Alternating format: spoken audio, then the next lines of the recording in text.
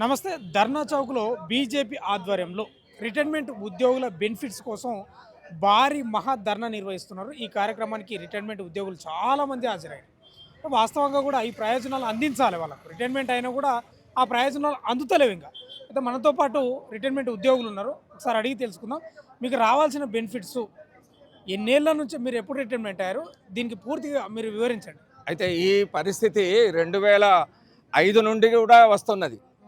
ఈ పూర్తిగా చెల్లించకపోవడము, తర్వాత కాలక్రమేణా మన తెలంగాణ ఆవిర్భావం తర్వాత ఈ సమస్య మరింత పెరిగింది. బంగారు తెలంగాణలో మా కళలన్నీ కూడా నెరవేరుస్తారు, మాకు చాలా బెనిఫిట్స్ జరుగుతాయని చెప్పారు. తర్వాత రిటైర్ అయినటువంటి ఉద్యోగికి అదే రోజున అన్ని బెనిఫిట్స్ చెల్లించి సగౌరవంగా ప్రభుత్వ వాహనంలో ఇంటికి పంపిస్తామని కూడా గత ప్రభుత్వము ప్రకటించి కూడా అసలు ఆ ప్రకటన పోగా మాకు రావాల్సినటువంటివి మేము స్వయంగా దాచుకున్నటువంటి డబ్బులు కూడా ఇవ్వలేని పరిస్థితులలో ఈ రోజున రాష్ట్ర ప్రభుత్వం ఉండడం మమ్మల్ని బాగా ఇబ్బంది పెడతా ఉంది సార్. మీరు ఏ డిపార్ట్మెంట్ సార్? నేను స్కూల్ అసిస్టెంట్గా నేను ఎడ్యుకేషన్ డిపార్ట్మెంట్ నుంచి నేను రిటైర్ అయ్యాను. అయితే ఈ 2004 వరకు 3 సంవత్సరాలు పదవి విరమణ కాలం పొడిగించడంతో 2004 మార్చి నుంచి మాత్రమే కొత్తగా పదవి విరమణ జరుగుతూ ఉన్నారు ప్రభుత్వ ఉద్యోగులు. ఈరోజు 3 లక్షల మందికి పైగా రిటైర్డ్ ఉద్యోగులు, ప్రభుత్వ రిటైర్డ్ ఉద్యోగులు ఉన్నారు. మరి మాతో పాటుగా ఈరోజు ఒక 7 లక్షల మంది ప్రభుత్వ ఉద్యోగులు ఉన్నారు. మరి ప్రతి నెల కూడా ప్రతి సంవత్సరం ఒక 10 నుంచి 15 వేల మంది రిటైర్ అవుతూ ఉన్నారు తెలంగాణ రాష్ట్రంలో. అయితే 2004 మార్చి నుండి ఇప్పటి వరకు 20,000 మందికి పైగా రిటైర్ అయ్యారు. ఈ రిటైర్ అయినటువంటి ఉద్యోగులకు 24,000 మంది రిటైర్ అయినరు. వీళ్లకు ఈ రిటైర్ అయిన ఉద్యోగులకు రావాల్సిన బెనిఫిట్స్ అనంటే ముఖ్యంగా 35-40 సంవత్సరాలు పనిచేస్తే మాకు గ్రాట్యుటీ అనేది ఇస్తారు. ఆ గ్రాట్యుటీ సీలింగు మనకు ఎంత బేసిక్ పే ఉన్న వాళ్ళకైనా 12 లక్షలకు మించినటువంటి సీలింగ్. తర్వాత మేము మా పెన్షన్లో 40% అమ్ముకుంటాం, కమ్యూటేషన్ చేస్తాం. ఆ 40%కు సంబంధించిన డబ్బును 180 నెలలలో మా దగ్గర నుంచి వాపసు తీసుకుంటారు ప్రభుత్వం. అయితే మేము కట్టిన దానికంటే 2 అంతలు 3 అంతలు కూడా మేము చెల్లిస్తూ ఉన్నాం. దానికి కూడా మేము కాదనడం లేదు. తర్వాత మేము పదవీ కాలంలో దాచుకున్నటువంటి జనరల్ ప్రావిడెంట్ ఫండ్ జీపీఎఫ్, మేము ఆ జీపీఎఫ్ను మా డబ్బును మాకు ఇవ్వడంలో ప్రభుత్వము ఏమాత్రం కూడా లక్ష్య పెట్టకుండా మమ్మల్ని ఇబ్బంది పెడతా ఉన్నది. తర్వాత లీవులు ఎన్కేజ్ చేస్తాం. 300 లీవుల వరకు పదవి విరమణ చెందిన ఉద్యోగులు అమ్ముకోవచ్చు. అది ప్రభుత్వానికి తిరిగి ఇచ్చేస్తామన్నమాట. ఆ ఇచ్చేసిన డబ్బులు లేవు. తర్వాత పిఆర్సీ గురించి మీకు తెలుసు, ప్రతి 5 ఏళ్లకు ఒకసారి మాకు పెన్షన్లు పెరగాల్సినటువంటి అవసరం ఉంటుంది ఉద్యోగులకు. మీకు ప్రత్యేకంగా రావాల్సిన బెనిఫిట్స్ ఏంటి? బెనిఫిట్స్ ముఖ్యంగా మాకు రావాల్సిన ఏంటి అని అంటే, మేము దాచుకున్నటువంటి జనరల్ ప్రావిడెంట్ ఫండ్ మొత్తం ఏక మొత్తంలో ఇవ్వాల్సి ఉంటుంది, అది ఇవ్వడం లేదు.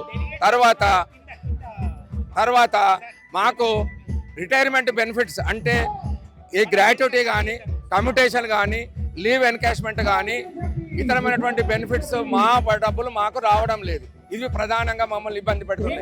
కాంగ్రెస్ ప్రభుత్వం ఏమి హామీ ఇచ్చింది? కాంగ్రెస్ ప్రభుత్వం తన మేనిఫెస్టోలో స్పష్టంగా ఒక 3-4 హామీలు మాకు పెన్షన్లకు సంబంధించిన ఇచ్చినది. అందులో ప్రధానంగా ఏంటంటే, కొత్త పెన్షన్ స్కీమ్లో మా ఇబ్బందిని గమనించి పాత పెన్షన్ స్కీమ్ను పునరుద్ధరిస్తామని చెప్పారు. తర్వాత మా రిటైర్మెంట్ బెనిఫిట్స్ కానీ, మాకు పిఆర్సీ అమలు కానీ తక్షణమే చేస్తాము అని చెప్పారు. కానీ అలాంటిది ఏది మాకు చేయకుండా మాకు చాలా ఇబ్బంది పెడుతున్న పరిస్థితిని మరి బీజేపీ పార్టీ ఈరోజు మాకు మద్దతుగా ఒక మహాధర్నాన్ని ఈరోజు ఇక్కడ తీసుకోవడం జరిగింది. ఏంటి మా డిమాండ్లు ఏంటంటే, పెన్షనర్లకు రిటైర్మెంట్కు ఇచ్చే డబ్బులు వెంటనే చెల్లించాలి. తర్వాత పిఆర్సీని అమలు చేయాలి. ముఖ్యంగా ఆరోగ్య కార్డులు, హెల్త్ కార్డు, నగదు రహిత చికిత్స అందించాలి. తర్వాత మాకు రావాల్సిన 5 డిఆర్లు ఉన్నాయి, డిఆర్ఎస్ రిలీఫ్లు, అవి రిలీజ్ చేయాలి. పిఆర్సీని మాకు జూలై 2023 నుండి అమలు చేయాలి. విశ్రాంత ఉద్యోగుల స్టేట్ సెక్రటరీ రవీందర్ గారు ఉన్నారు. సార్, ఈ బెనిఫిట్స్కి సంబంధించి ధర్నాలో మీరు కూడా పాల్గొన్నారు. ఏం చెప్తారు సార్? ఈ బెనిఫిట్స్ రాకపోవడానికి ప్రధాన కారణం ఏంటి? మీ డిమాండ్ ఏంటి? సార్ బెనిఫిట్స్ రాకపోవడానికి ప్రధాన కారణము ముఖ్యమంత్రి గారు మమ్మలను ఒక రకమైన సవతి తల్లి పిల్లల మాదిరిగా చూస్తున్నాడు. సొంతం తల్లి పిల్లల మాదిరిగా చూడడం లేదు. ఎందుకు అనంటే వీళ్ళేంది 1% కూడా ఉండరు, వీళ్ళ ఓట్లు మాకేం అవసరం అని అనుకుంటున్నాడు. కానీ ఆ 1%తోనే 24 ఎమ్మెల్యే పోస్టల్ బ్యాలెట్ల సీట్లతోనే 24 ఎమ్మెల్యేలు గెలిచింది మొన్న. లేకపోతే వీళ్ళకి 39 వచ్చేటివి, వాళ్ళకి 63 అయ్యేటివి. కాబట్టి మమ్మల్ని ఎంత చిన్న చూపు చూస్తాడో అంత ఘోరంగా ఆయన మాత్రం తన యొక్క పరిస్థితిని తెచ్చుకుంటాడని చెప్పి మాత్రం మేము ఘంటాపథంగా చెప్పగలుగుతాం. చిన్న చూపు చూడడానికి ప్రధానంగా బడ్జెట్ లేకపోవడమే కారణం ఉండొచ్చా సార్? బడ్జెట్ లేదని తనకు తెలుసు కదండి, తనకు తెలుసు కదా. తను ఎన్నో వేదికల మీద చెప్పిండు కదా, టీఆర్ఎస్ వాళ్ళు బీఆర్ఎస్ వాళ్ళు అప్పులు చేసిండ్రని, ఇన్ని 8 లక్షల కోట్లు అప్పులు చేశానని చెప్పి నేను హామీలు ఇవ్వమన్నాడు. నీవు మేనిఫెస్టోలో పెట్టినావు, ప్రమాణ స్వీకారం చేసిన తక్షణమే 2 DAలు నగదు రూపకంగా ఇస్తా ఉన్నావు, ఇవ్వలేదు. 2 నెలల్లో పిఆర్సీ నివేదిక తెచ్చుకొని మీరు ఊహించని విధంగా మీకు పిఆర్సీ ఫిట్మెంట్ ఇస్తా అన్నాడు. నిజంగా కూడా మేము ఊహించలేము 31 నెల ఆపుతాడు పిఆర్సీ అని. ఈ నెలతో 31 నెల అవుతుంది. కాబట్టి చేసేటివన్నీ నీ మాటలు చెప్తాడు కానీ ఒక్క హామీ కూడా కడప దాటదు. మమ్మల్ని మాత్రం చాలా ఇబ్బందులు పెడుతున్నాడు. ఇంకా ముఖ్యంగా చెప్పాలంటే 45 నుంచి 50 మంది సుమారుగా చనిపోయారండి. ఎందుకంటే రిటైర్మెంట్ అయితే లంసంకు 40 లక్షలు 50 లక్షలు వస్తాయి. కూతురు పెళ్లి చేయొచ్చు, లేకపోతే ఇల్లు కట్టుకోవచ్చు, లేకపోతే ఏదో ఎకరానో 2 ఎకరాల భూమి తీసుకోవచ్చు అని ఆశపడి వాడు చేసింటాడు. బెనిఫిట్స్ రాక అప్పులు ఇచ్చిన వాళ్ళంతా ఇంటి మీదకి వస్తే వాడు ఇంట్లోకి వెళ్ళిపోయి ఆత్మహత్య చేసుకుంటున్నాడు. ఖమ్మం జిల్లాలో ఒక హెడ్ మాస్టర్ హాస్పిటల్లో పడి నాకు పైసలు ఇవ్వండి మహోప్రభు అని గుండె ఆపరేషన్ అయ్యి మొత్తం వీడియో కాల్ చేసి చూపించిండండి. ఇంకా అంతకన్నా ఎక్కువ ఏం కావాలండి? అంటే ప్రధానంగా ముఖ్యమంత్రి రేవంత్ రెడ్డి బహిరంగ సభల్లోనే మాట్లాడతారు, మీరు కూడా చూసిండ్రు, అప్పు ఊడతలేదు, రాష్ట్రం అప్పుల పాలైంది, ఏం చేయాలి, నేను ఇంటి యజమానినండి, నేను బహిరంగ 10 మందితో ఊర్లో చెప్పుకుంటా నాతోన డబ్బులు లేవంట. రేపటి నాడు నా కొడుకులో నా పెండ్లమో నేను పోయి అడిగితే పైసలు ఎవరైనా అప్పిస్తారండి? నీవు యజమాని అయి ఉండి నన్ను దొంగను చూసినట్టు చూస్తున్నారు, నాకు అప్పు ఉడతలేదంటే రేపు ఎవడిస్తాడండి? బ్యాంక్ వాడు ఇస్తాడు. నీ అంతకు నీవే సెల్ఫ్ డిక్లరేషన్ ఇచ్చుకుంటారు నేను దొంగను అని. ఇంకోటి ఏరే దొంగ కాదంట, ఆయన చెప్పులు ఎత్తుకపోయి దొంగలాగా కనపడుతున్నాడంట. మరి ఇంకా అటువంటిప్పుడు ఏం చేస్తామంటే ఇంకా అప్పెట్లకెళ్ళి ఉడుతుంది. అంటే కొందరు ఏమంటారు అంటే ఉన్న పరిస్థితి చెప్తున్నారు ముఖ్యమంత్రి అనేది కొందరు చెప్తున్నారు. ఉన్న పరిస్థితి చెప్పడానికి మనకు తెలుగు భాషలో పదాలు చాలా ఉన్నాయండి. దొంగతోనే పోల్చుకోవాల్సిన అవసరం లేదు. ఆ దొంగ అనే పదం చాలా పెద్దది. పైసలు లేవు, నిదానంగా చూస్తా, రేపు కాదు ఎల్లుండి కాదు అవుతాయి ఇట్లా చెప్పుకుంటారు. కానీ ఆ హీనమైన పదజాలం వాడి తెలంగాణ యొక్క ఆత్మగౌరవాన్ని ఆయన ఒక పదజాలంతో దెబ్బతీస్తున్నాడు అండి ఒక రకంగా చెప్పాలంటే. ఇంకొకటి ఉదాహరణకు మీకు చెప్తానండి, హెల్త్ కార్డ్స్ ఉందండి. మామూలుగా పల్లెటూరులో ఉన్న ఒక చాలా పేదరికం తెల్ల కార్డు ఉన్నవాడు హాస్పిటల్కి పోతే 10 లక్షల ట్రీట్మెంట్ అవుతుందండి. 10 లక్షల ట్రీట్మెంట్ అవుతుంది ఆరోగ్యశ్రీలో. మేము ఉద్యోగస్తులు మా హెల్త్ కార్డు తీసుకొని పోతే 10 రూపాయలు కూడా అవుతలేదు. హెల్త్ కార్డు తీసి అట్లా పక్కకు డస్ట్బిన్లో పడేస్తున్నారు, ముందు పైసలు కట్ట అంటున్నారు. అంటే మా పరిస్థితి ఏడుకొచ్చింది? ఒక మామూలు పర్సన్ కన్నా కూడా మా పరిస్థితి హీనమైపోయింది. ముసలిగా అయిన తర్వాత రోగాలు ఎక్కువ వస్తామండి. నీవేం సొంతం ఇవ్వద్దయ్యా, నెలకు 500 మేము ఇస్తాం, స్కీమ్ పెట్టు, కార్డులు ఇయ్యి. ఆయన పోయిన ముఖ్యమంత్రి 186 జీవో ఇచ్చిపోయిండు, ఆ జీవో పరం ఇంప్లిమెంట్ చేయి అంటే చేయడం లేదు. అదా అంటున్నారు. అంటే పరిస్థితి ఇంకా అర్థం చేసుకోవచ్చు. ఒక తెల్ల కార్డు ఉన్న వానికన్నా రిటైర్మెంట్ ఎంప్లాయీ దండుగా వానికి 10 లక్షల ట్రీట్మెంట్ దొరుకుతుంది, మాకు 1 లక్ష కూడా దొరకడం లేదు, అది కూడా ఇవ్వడం లేదు. మరి ఇంతకన్నా ఎక్కువ ఇంకా నిదర్శనం ఏం కావాలి? ఆయన ఉద్యోగస్తుల మీద, రిటైర్డ్ ఎంప్లాయీస్ మీద ఎటువంటి కోపం పెంచుకున్నాడు అని చెప్పి అర్థమైతే ఎందుకు ఆ కోపం అర్థమైతలేదు మరి ఆయన ఎందుకు కోపం? అదే ఎందుకు అర్థమైతలేదు? ఎందుకంటే వీళ్ళు ఉద్యోగస్తులు ఏం చేస్తారంటే రిటైర్డ్ వాళ్ళు ఉద్యోగస్తులు ఒకరొకరికి ఒక్కొక్క సంఘం ఉంటుంది, ఒక్కొక్క పార్టీకి ఒక్కొక్క సంఘం అనుబంధంగా ఉంటుంది. వీళ్ళు నాకు ఓట్లు రేపు వేస్తారా? వేస్తారో అదే జనాలు అయితే వేస్తారు. రాజకీయ ముసుగులో ఉన్నాయంటారా? రాజకీయ ముసుగులో కొన్ని ఉన్నాయి, కొన్ని లేవు. మా రిటైర్డ్ యూనియన్ ఉంది, ఏది లేదు. మాకు ఎవరు వచ్చినా సరే మాకు ముసలులకి ఏం రాజకీయాలు. కానీ యజమాని అయ్యేటోడు ఎన్నికల వరకే పార్టీలు, ఎన్నికలు అయిన తర్వాత రాష్ట్రం అంతా నాది అనుకొని పని చేయాలి. అంతేగాని ఈ విధంగా మనసులో ఒక భావనలు పెట్టుకొని అందరిని ఇబ్బందుల పాలు చేస్తాం, మీకు ఏమి ఇవ్వం, మీరు మళ్ళీ మనిషికి ఇస్తాం, 2 జుట్లను ముడేయడానికి ప్రయత్నం చేస్తున్నాడు. ఏ స్కీమ్ ఆపాలి? ఉచిత బియ్యం ఆపాలనా, ఉచిత కరెంట్ ఆపాలనా, ఆర్టీసీ బస్సులు ఆపాలనా అని మేము అడిగితే మేము ఏదైనా ఒకటి చెప్పినాం అనుకో, వాళ్ళతో నుంచి మేము దాన్ని ఇచ్చుకోవాలి. ఈ విధంగా మా జుట్లు మాకు ముడేసి తాను నవ్వుకుంటూ పబ్బం గడుపుకోవాలనుకుంటున్నాడు తప్ప వేరే ఏం లేదు. రవీందర్ గారు, మీకు సంబంధించిన డిపార్ట్మెంట్ ఏదండి? నేను టీచర్ అండి. మీకు రావాల్సిన బెనిఫిట్స్ లెక్కలతో ఏమైనా చెప్తారా? ఒక ఉద్యోగస్తుని చెప్తా అండి, మీరు అర్థం చేసుకోండి. ఉదాహరణకు నేను ఉండండి, నాకు పెన్షన్, నాకు కమిటేషను 25 లక్షలు రావాలి. ఎందుకంటే ప్రతి నెల మేము 25,000 కడతాం. కమిటేషన్ మేము పెన్షన్లకి వెళ్ళి అమ్ముకునేది. తర్వాత మాకు ఒక 200 300 మాకు ఇయ్యాల్సి ఉంటే 10 నెలల జీతం అంటే దగ్గర ఒక 15 లక్షలు రావాలి, అవి రావాలి. తర్వాత జిఐఎస్ రావాలి ఒక 2 లక్షల ఆసరా, ఇక హాఫ్ పే లీవ్లు రావాలి ఒక 2 లక్షల ఆసరా, గ్రాట్యుటీ రావాలి ఒక 16 లక్షల ఆసరా. అంటే ఈ మాదిరిగా చేసుకుంటే 70 నుంచి 78 లక్షలు రావాలండి. ఈ విధంగా ఇట్లా 20,500 మంది రిటైర్డ్ అయినరు. ఒక్క ఉద్యోగస్తులు ఒక్క పర్సన్ లెక్క 70 లక్షలు రావు. అట్లా అంటే యావరేజ్గా తీసుకున్నా నీకు 60 లక్షలకు 50 లక్షలకి అయితే తక్కువేం కాదు. కింది ఉద్యోగస్తునికి పై ఉద్యోగస్తుని తీసుకున్నా 45 లక్షలకైతే తక్కువ ఏం కాదు. ప్రతి నెల వీళ్ళు పెరుగుకుంటూనే పోతూ ఉంటారు. మళ్ళీ దీనికి సాగి ఏం చూస్తారు, మళ్ళీ మేము రిటైర్డ్ ఏజ్ పెంచుతాం, ఉద్యోగస్తులు కోరినారు. మేము అసలు ఏజ్ పెంచమని అడగనే లేదు. వాళ్ళ పాపం కోసం వాళ్ళు గడుపుకోవడానికి పెంచి మా మీద దొబ్బుతున్నారు అంతే. మీ పేరండి? నా పేరు కనకదుర్గ అండి. మీరేం డిపార్ట్మెంట్? నేను డబ్ల్యూసిడి అండి, సిడిపో చేశాను. 33 సంవత్సరాలు వివిధ శాఖల నుంచి చేశాను. ఇప్పుడు నేను రిటైర్ అయ్యి 10 నెలలు అవుతుంది. 10 నెలలు. మీకు రావాల్సిన బెనిఫిట్స్ ఏంటండి? నాకు రావాల్సినవి మొత్తం 75 లక్షలు రావాలండి. 75 లక్షల్లో 10 రూపాయలు, అవన్నీ కూడా మేము దాచుకున్న డబ్బులే. రూపాయి దాచుకున్నా. ఇంకొక విషయం ఏంటంటే నేను కుటుంబాన్ని కూడా కోల్పోయి ఉన్నా. నేను అటు భర్త అనలేదు, భర్త చనిపోయారు, కొడుకు రోడ్డు యాక్సిడెంట్ చచ్చిపోయాడు. ఇంతవరకు నేను రూపాయి ఇంకొక బాబు ఉన్నాడు నాకు. రూపాయి రేపు పొద్దున రిటైర్మెంట్ అయ్యాక దేనికో దానికి వస్తాయి అనేసి తినక బాబుకి ఒక 50, మా భర్తకి ఒక 58 లక్షలు అప్పులు తీర్చుకుంటూ ఇంకా తీరుస్తూనే ఉన్నాను. ఇవన్నీ ఈ విధంగా వస్తే నా కొడుకు రేపొద్దున ఒక ఇంటివాడు అవుతుంది అనేసి ఆ డబ్బులు దాచుకోవడం జరిగిందండి. వాటి కోసం ఎదురు చూపులు అవుతుంది. ఇప్పటికీ 52 మంది ఈ డబ్బులు రాక చనిపోతున్నారు. ప్రత్యేకించి రిటైర్మెంట్ అయిన వాళ్ళు 24 తర్వాత రిటైర్ అవడంతో ఒక గ్రూప్ తయారు చేసుకున్నారు. ఇవన్నీ పేపర్లో చూసినా కూడా మాకు కూడా గుండె దడ వస్తుంది. మేము ఎప్పుడు మేము చచ్చిపోతాం మాకే తెలియదు. మా డబ్బులు మేము చూసుకుంటామో లేదు కూడా మాకు తెలియదు. పిల్లలకి ఇప్పుడున్న నా పరిస్థితి అయితే ఒక చాక్లెట్ కూడా కొనిచ్చే పరిస్థితి అయితే నాకు లేదు. ఇది ముఖ్యమంత్రి చెప్తున్నాడు కదా సభల పైన, అప్పుల పాలుంది రాష్ట్రం, అప్పు ఊడతలేదు అని చెప్తున్నాడు కదా. మరి ఎట్లా? ఏ అప్పు కోసం ఉచిత పథకాలు పెట్టాడండి? మేము అప్పులు చేయమని మేము అన్నామా?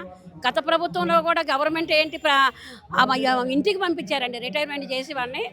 ఒక ప్రభుత్వోగి రిటైర్ అయితే అదే కేసీఆర్ గారు ఇంటికి పంపించారు. ఒక నెల రోజుల్లో వాళ్ళ డబ్బులు వాళ్ళకి అందినాయి. ఇంటికి వచ్చేసి నెల రోజుల్లో వాళ్ళకి వచ్చినాయి. మాకు కూడా అలా వస్తాయి అనేసి మేము తినక వచ్చిన జీతంలోనే గవర్నమెంట్ దగ్గర దాచుకుంటే మాకు ఈ విధంగా ఇప్పుడు మాకు ఏంటంటే మా పరిస్థితి టీఆర్ఎస్ ప్రభుత్వంలో బెనిఫిట్స్ 1 మంత్లో వచ్చినాయి. మా కొలీగ్స్ కూడా మాకంటే ముందు అయిన వాళ్ళు కూడా తీసుకున్నారు. మేమైతే వాళ్ళ రిటైర్మెంట్ ఏజ్ పెంచమని మేము అనలేదు. అప్పుడే కనుక బీఆర్ఎస్ ప్రభుత్వంలో మేము రిటైర్ అయ్యి ఉంటే ఇవాళ మేము ఈ కన్నీటి పరం అయితే అయ్యేవాళ్ళం కాదు. ముఖ్యంగా నేను చెప్పేది ఏంటంటే ఎవరైనా ఇప్పుడు మేమైనా ఒక వృద్ధులు అంటే ఏంటి, ఇప్పుడు నా ఏజ్ 60 సంవత్సరాలు అంటే 6 సంవత్సరాలు. ఇప్పుడు నా డిపార్ట్మెంట్ ప్రకారం చూసుకుంటే ఒక ఏజ్ని బట్టి మా వయసు కూడా తగ్గుకుంటే వస్తుంది. చిన్నపిల్లలతో సమానం మేము కూడా. ఇప్పుడు ఎవరిని వెళ్ళి మాకు అన్నం పెట్టమని అడుగుతామండి మేము? ఇప్పుడు మేడం, ఈ మధ్యకాలంలో ముఖ్యమంత్రి రేవంత్ రెడ్డి ప్రెస్ మీట్లో మాట్లాడుతూ రిటైర్డ్ అయిన ఎంప్లాయీస్ కూడా పూర్తిగా డబ్బులు చెల్లించలేకపోతున్నాం, డబ్బులు లేవు, వాళ్ళకి విడతల వారీగా చెల్లిస్తున్నాం, ఏం చేయాలి, అప్పుల పాలు రాష్ట్రం అంటున్నాడు. విడతల వారికి కూడా చెల్లించలేదండి. ఇప్పుడు నాకంటే ముందు 2024 మార్చిలో రిటైర్ అయ్యారు. అప్పటి నుంచి ఇప్పటి వరకు మన డిసెంబర్ వరకు 20,500 మంది అయ్యాం. ముందు వచ్చిన వాళ్ళకి కూడా ఇవ్వలేదు కదా. కనీసం మేము దాచుకున్న జీపీఎఫ్ అవన్నీ మా సొంతం అండి, జీతంలో కట్టుకొని దాచుకున్న డబ్బులు కూడా ఇవ్వట్లేదు. మేము అప్పులు చేయమనలేదు. ఇప్పుడు ఇందాక నాకంటే ముందు ఒక ప్రధాన ఉపాధ్యాయులు మాట్లాడారు. ఒక రైతు ప్రజలు పోయినా కూడా ట్రీట్మెంట్ ఉంది, గవర్నమెంట్ ఎంప్లాయీకి లేదు.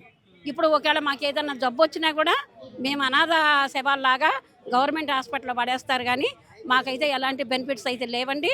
ఇప్పుడు మేము కూడా ఎప్పుడు ఇవన్నీ చూసుకుంటే కూడా ఇప్పుడు మేము రిటైర్ అయ్యాక 52 మంది చచ్చిపోయారు. 52 మంది చచ్చిపోయారు. మేము కూడా మా డబ్బులు మేము చూస్తామో లేవో కూడా మాకు తెలియలేదు. ఏం చెప్తారు ముఖ్యమంత్రి రేవంత్ రెడ్డి గారికి? ఆయన ఏంటంటే ఇప్పుడు ఉన్న యూత్కి ఏం చెప్తున్నాడు, ఆయన తల్లిదండ్రులకి అన్నం పెట్టకపోతే ఇటు కూలికి పోయే అయినా ఉద్యోగం అయినా తల వంచి వాళ్ళ దగ్గర నేను తల్లిదండ్రులకు పెట్టిస్తానన్నాడు. ఇప్పుడు మేము మా పరిస్థితి ఏంటి? రేవంత్ రెడ్డి మేము కూడా మా పిల్లలు ఎక్కడ తీసుకెళ్తారు? వాళ్ళు ఉన్నోళ్ళు చదువుకున్నారు, వాళ్ళకు ఉద్యోగాలు లేవు. ఇట్లా రిటైర్మెంట్ పెంచి పిల్లలు చదువుకున్న పిల్లలు నిరుద్యోగులై రోడ్ల వెంబడి తిరుగుతున్నారు. ఇప్పుడు నా ఇంట్లో నా 2 పిల్లలు ఎంఏ చేశారు, బిఏ చేసినారు, ఎంఎస్సి బిఈడి చేసినారు. వాళ్ళకి ఇంతవరకు ఉద్యోగాలు లేవు. వాళ్ళు ఎక్కడ తీసుకొచ్చి మాకు పెడతారండి? ఇప్పుడు నిన్నటి వరకు వాళ్ళు నీళ్ళలో ఉన్నారు. ఇప్పుడు వాళ్ళు ఏ కూలికి పోతారు?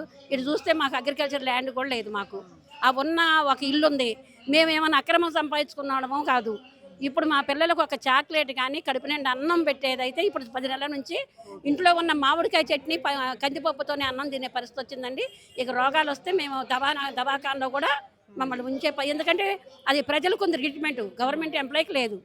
చూసే జనాలకు ఆమె ఏంటి అని మొన్నటిదాకా అనుకున్నారు.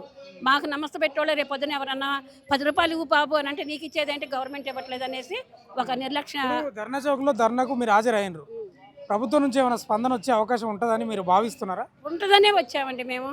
ఇప్పుడు ఎవరు వచ్చి మాకు ఎక్కడ రాయికి పసుపు కుంకుమ రాసినా కూడా మాకు ఆ దేవుడు సహాయం చేస్తారనే ఇప్పుడు మేము ఎక్కడ భద్రాద్రి కొత్తగూడెం అంటే ఎన్ని కిలోమీటర్లు ఉంటే మీరు అర్థం చేసుకోండి. ఎవరి వల్లన్నా ఏ నోటి వల్ల ఈ మన ముఖ్యమంత్రి గారి దృష్టికి పోయి మా బెనిఫిట్స్ అన్నీ మొత్తం ఒకేసారి ఇస్తారని ఆశిస్తున్నామండి. Thank you. మన దగ్గర మాజీ ఏఎస్పీ నరసింహులు గారు ఉన్నారు. సార్, ప్రధానంగా ఏం చెప్తారు సార్ మీకు రావాల్సిన బెనిఫిట్స్? యాక్చువల్గా గత ప్రభుత్వంలోనే అనవసరంగా 61 సంవత్సరాలు ఎందుకు పెంచినారు అనేది అందరికీ విదితమే.